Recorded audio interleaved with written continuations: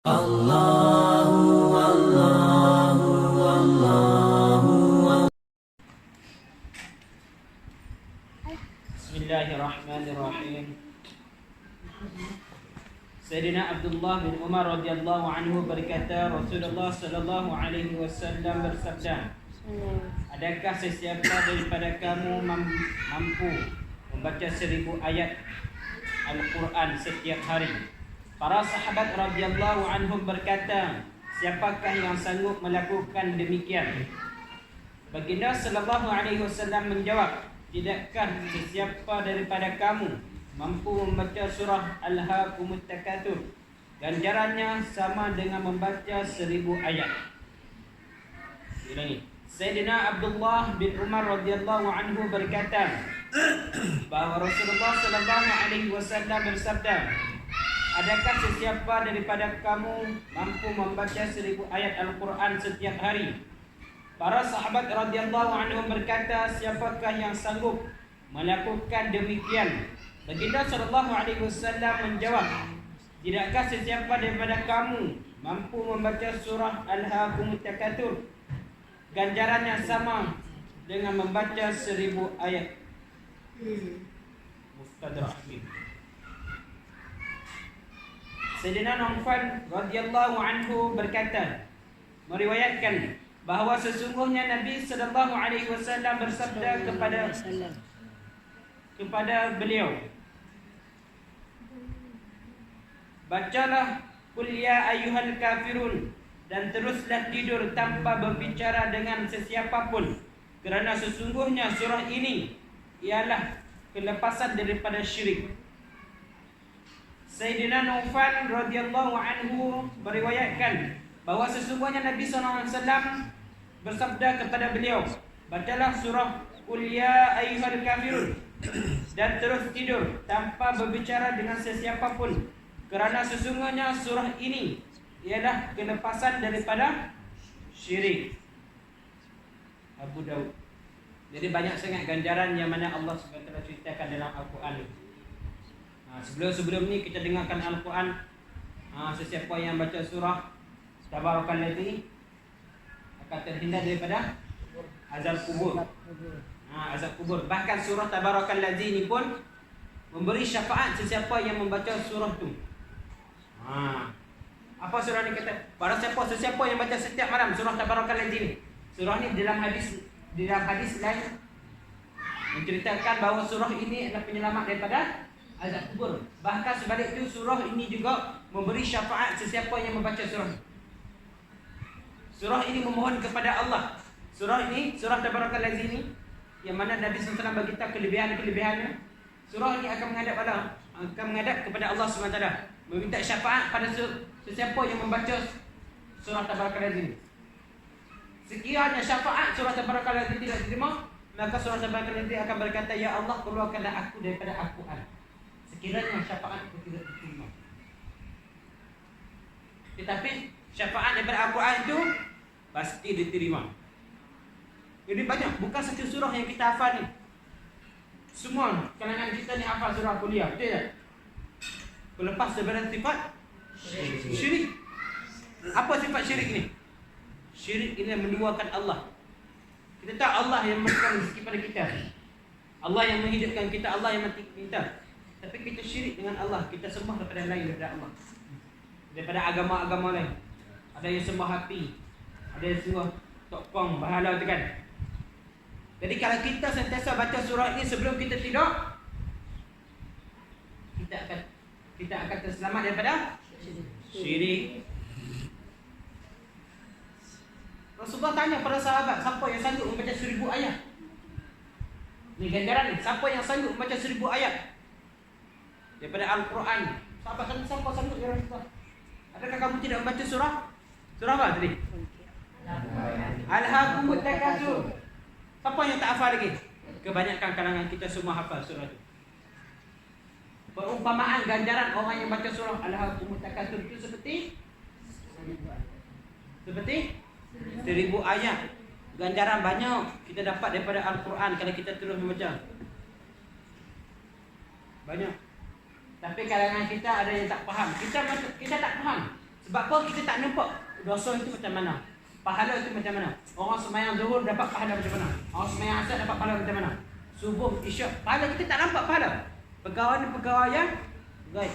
Orang beriman dia yakin benda gaib, benda yang tak nampak. Kita tak nampak, tetapi kita beriman. Betul tak? Kita beriman. Ni rukun iman. Kita beriman kepada Allah, iman pada malaikat, beriman kepada kitab. Beriman kepada rukun iman tu pada kita takdir kita sehingga hari kiamat kita beriman semua tu. Jadi pelajar semua yakin tawajuh dengan tempat kita sekarang. Kita sekarang ni ada posisi mana? Ngaji Al-Quran, orang tua kita hantar ni bukan semata sebenarnya orang tua kita hantar. Sebenarnya kita ni pilihan daripada Allah untuk menjadi hafiz Al-Quran, untuk jadi pembela Al-Quran. Macam mana kita sebelum ni kita cerita, Al-Quran ni akan mensyafa'ati keluarga. Kalau kita ni jadi hafiz Al-Quran, kita boleh syafaat keluarga kita berapa orang? 10 orang. 10 orang tu yang wajib masuk neraka tu. Yang wajib masuk neraka tu kalau kita ni jaga Al-Quran yang kita hafal ni, kita jadi hafiz Al-Quran, kita boleh selamat daripada orang tua kita. Orang tua kita keluar dari neraka dipakaikan apa? Mahkota. Cahaya lebih terang daripada matahari. Cahaya matahari lagi. Mahkota. Lebih lagi darjat. Di dunia ni raja je boleh pakai mahkota. Kita pakai hak menang boleh lah. Tapi di akhirat nanti Allah yang berikan pakai pada orang tua kita. Ni kita kena bersyukur. Di dunia ni kita tak mampu nak bantu orang tua kita. Dari segi nak bagi duit, bagi banyak orang tua kita supaya orang tua kita nak buat rumah bagi besar orang tua. Orang tua kita tak minta tu. Kalau orang tua kita minta tu pasti dia suruh kita kerja daripada awal ni. Betul tak? Tetapi orang tua kita fikir bukan dunia. Dunia ni sementara. Tapi ada keperluan akhirat nanti. Yang kehidupan sana tu. Pelajar-pelajar semua, di akhirat nanti, apabila kita kembali di akhirat nanti, kalaulah kita dimanja-manja di masa hidup di dunia ni. Mak ayah pun tak sembahyang, mak ayah anak semua pakai tak sembahyang. Walaupun harta dia kaya, mak bagi apa sekadar pada anak yang nak minta. Anak mak minta kecil, minta coklat, minta basikal, minta apa. Mak besar minta kereta, minta rumah, minta apa semua, minta duit semua bagi. Itu anak dia. Tapi di akhirat nanti, di pada masyarakat nanti, semua keadaan gelisah. Semua keadaan gelisah. Ayah kita main. Wahai anakku, dulu semasa hidup di dunia, aku bagi saja apa yang hendak motor aku bagi motor, hendak kereta aku bagi kereta, nak duit banyak mana aku bagi. Tapi hari ni aku minta satu pahala. Satu pahala yang aku minta. Satu pahala yang aku minta. Satu je. Ayah tadi nak minta daripada masyarakat. Kita pun tak ada ni. Kita pun tak ada pahala apa. Wahai ayah, jangan nasihat saya, percayalah ke orang lain, saya pun tak ada. Percayalah ke orang lain, saya pun tak ada. Ada rezeki kan nak bagi macam mana?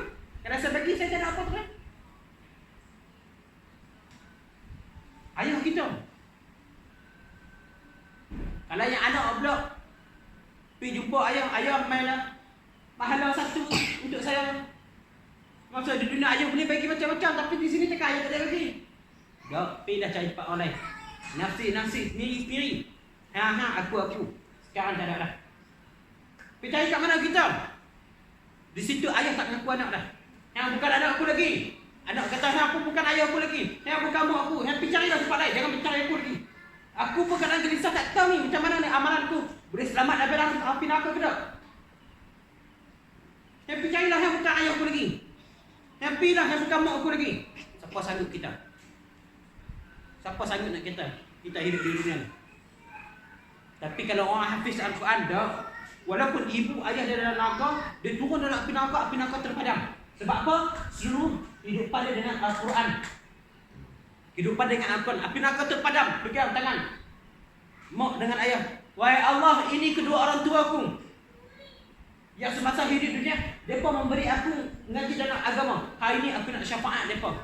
Walaupun mereka wajib dalam neraka sekalipun, kita hafiz Al-Quran, boleh dia masuk dalam syurga oleh mereka. Bukan sekadar itu saja, diberikan hiasan dalam syurga, pakaian daripada sutra, mahkota, naikkan darjat, diberikan makanan. Kehidupan syurga tidak ada tandingan di dunia ni.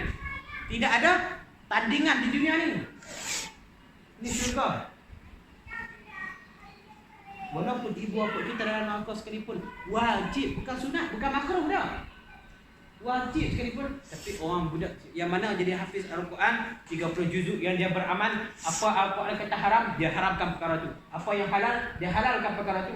Maka orang ini akan dapat di akhirat nanti syafaat daripada 10 ahli korban. Adik dia nakal, dia wajib, dia boleh ambil.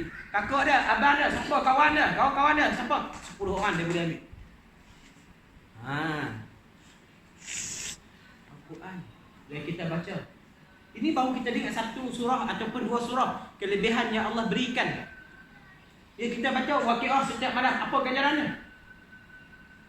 Waktu subuh kita baca apa? Yasin. Apa kelebihan surah Yasin? Banyak lagi. Setiap hari kita hantar sabak, sabti, mazin, kita ulang-ulang. Orang dah hafal juzuk 30 tu, berapa kali dia baca? Berapa kali dia baca surah kuliah tu?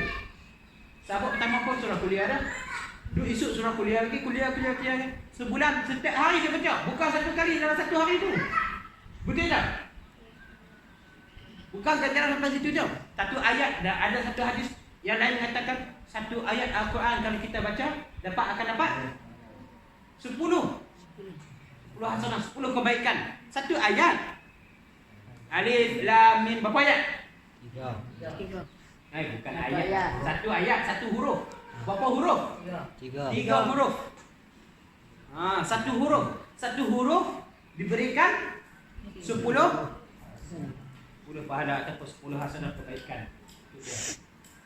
Betul bagi kawan-kawan kita terlalu tengokkan sabak aku baca surah ni. Betul kita yang tengok orang ni akan dapat pahala. Satu huruf dapat satu pahala. Bukan sia-sia lah, tapi pahala semua diberikan. Tapi hari ni kita tak faham. Buat pola mak saya hantar saya mengaji. Saya duduk rumah main lagi syok. Boleh main set. Boleh main set. Tambah-tambah sekarang zaman kita ni zaman game pula. Allah. Free Fire, PUBG. Lagi Mobile Legend. Lagi COD, apa semua lah. Masuk semua. Macam-macam game lagi. Kita ada lalaikan dengan game tu banyak. Bukan tak boleh dah, bukan tak boleh. Boleh sekadar tu untuk hilangkan puasa tu. Tetapi kita sekarang ni dah banyak tertipu. Betul tak? Betul. Waktu tengah main game tu, tiba-tiba Allahu Akbar, Allahu Akbar. Sak push. Betul tak? Betul tak? Sak tengah main sekejap je, mak tengok sak. Tidur lewat. Esok subuh mak nak duduk kita pula. Padahal kita ni ngaji bangkit tajuk lawan. Pukul 3, pukul 4 kita bangkitlah main tajuk. Buat balik rumah, bukan tahajud, terkejut. Mak pula yang kejut kita. Bangkit. Patutnya kita bangkit awal. Baca Quran, zikir subuh tu. Kejut, mak, ayah, jom kita semayang subuh. Ni, mak pula kejut kita. Bangkit dah dah. Subuh orang. Rupa-rupanya, malam-malam dia tengah berzikir. Berzikir. Muka je bercahaya, badan tak percaya. Sebab apa dia depan set.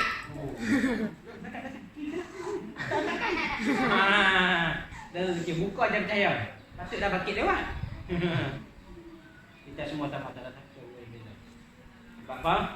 Sebab kita ada kelemahan masing-masing dan kita ada kelebihan kita masing-masing. Dan kita jangan sangka, yang ni banyak dosa ni tak boleh kan? Yang ni banyak masjid ni, yang dosa banyak ni, yang tak boleh. Kita tak tahu. Sebab apa kita tak tahu? Rahsia kita dengan Allah tu masing-masing kita. Kalau kita jumpa seorang perempuan, contohlah perempuan. Tengok contoh perempuan ni memang syok lah. Kalau kita contoh seorang perempuan tu tak sembahyang, kita nampak. Tak tutup aurat, tudung. Tapi kita tak boleh hukum dia. Dia ni mati mesti masuk neraka ni. Kita tak boleh hukum dia macam tu. Kita tak tahu, tengah malam dia bangkit, dia menangis. Tahajud 2 rakaat. Dia menangis, titik ayat mata. Allah ampunkan segala dosa-dosa dia. Kita tak tahu. Ini rahsia. Setiap manusia ada rahsia kita dengan Allah. Betul tak? Setiap manusia kita ni ada rahsia kita dengan Allah. Tahajud kita tak tahu kalau kita ni sampai tengah-tengah malam cuci tanah. Ya Allah, bersihkanlah hati kawanku. Ya selama ni tak boleh. Ya Allah, bersihkanlah hati. Kita tak tahu amalan apa. Amalan ni banyak di markas ulama tengah buat. Masuk cuci tanah. Perkara ni takkan cuci tanah. Tapi ganjarannya sangat besar dari sisi Allah. Apa kelebihan orang cuci tanah ni? Akhirnya mati husnul Fatimah. Depa mati kat dalam sujud tengah semayang. Semua manusia teringin, tapi manusia semua boleh dapat tak? Tak boleh dapat. Manakah manusia yang tertentu oleh Allah? Orang ibadat dapat apa? Orang ibadat dapat syurga. Orang ibadat semayang, zikir apa semua tu, orang ibadat dapat syurga. Tetapi orang khidmat dapat Allah. Itu kita kena buat khidmat betul-betul juga belajar kita ni. Dia. Jangan leka-leka jangan khidmat. Dia pelajar semua kita kena semangat. Jangan kata kita mak saya silap dah biar hantar saya kat sini. Saya sekolah pun tak faham. Dah mak pun tak silap. Yang silap apa tu? Mak kita tak silap. Mak ayah kita tak silap. Betul dah. Kalau kita kata betul mak aku hantar kata ni. Betul dah. Kita usaha betul-betul. Jadi siapa pembela Al-Quran? Kalangan para sahabat yang masyhur. Sayyidina Uthman. Ha? Sayyidina Uthman. Siapa lagi? Siapa nak jawab? Sayyidina Osman. Sayyidina Osman pembela Al-Quran. Hidup bersama Al-Quran. Akhirnya mati. Mati bersama dengan Al-Quran. Di depan Al-Quran. Sayyidina Osman pembela Al-Quran. Kita pun nak bawa Al-Quran seperti itu insya-Allah lah. InsyaAllah. Kita ada semangat. Untuk hafal Al-Quran saya nak bantu kedua orang tua saya. Supaya apa? Banyak hari ni anak-anak muda, mak ayah mati, tak tahu buat apa. Tengok mak ayah, bacalah mak ayah mati tu. Baca apa? Tak tahu nak baca apa. Bacalah apa-apa pun. Qul huwallahu ahad, Allahus samad, lam yalid wa lam yulad wa lam yakul lahu kufuwan ahad. Siap. Sekali baca banyak kali lagi. Baca 3 kali tak? 2 kali. Cukup 3 kali. Sebab apa? Sebab tak mengerti. Kalau kita baca Al-Quran, hafiz Al-Quran, selagi mana 30 juzuk tak khatam, ibu tak akan bunyi. Siapa yang nak bagi mandi jenazah ibu? Dia sanggup. Ini ibu saya, mak saya. Sambil kita basuh kaki. Ya Allah, kaki ini pernah mencari rezeki untuk mencari rezeki yang haram untuk saya. Ampunlah, keluarlah dosa daripada kaki ini. Sekiranya kaki ini ada buat maksiat pada saya. Basuh muka daripada muka wajah ni yang pernah ada keburukan apa ya Allah, pernah buat dosa apa daripada telinga ke mata ke percakapan mulut ni. Ya Allah, Mengkurah segala dosa-dosa. Daripada tangan kita basuh banyak. Orang mengaji je boleh buat ni. Orang tak mengaji, pagi Tok Imam. Tok Imam, ni ayah saya mati dah. Tok Imam, ayah saya mati dah. Saya buat apa? Saya tunggu harta je. Tengok kereta ayah saya, bocor ayah saya, duit tu banyak lagi kat bank. Orang tak mengaji. Dengar. Ini banyak ni. Mak ayah mati, nak ambil harta. Mak duduk sakit hospital. Bila tak mak saya nak mati ni? Duit banyak kan? Cepat-cepat kalau boleh lah. Malam ni bagi mati kot. Orang tak ini. Tapi kalau kita, ada kita sanggup macam tu? Tak. Kadang sakit, aku mati pun setiap. Ada satu kisah, tak banyak sikit je. Satu kisah, lepas pada mak dia meninggal, mereka duduk kat kubur mak dia. Bukan semua kubur ni tau. Tetapi mereka, abang seorang ngaji alim, adik seorang ngaji hafiz. Dua orang duduk kat kubur.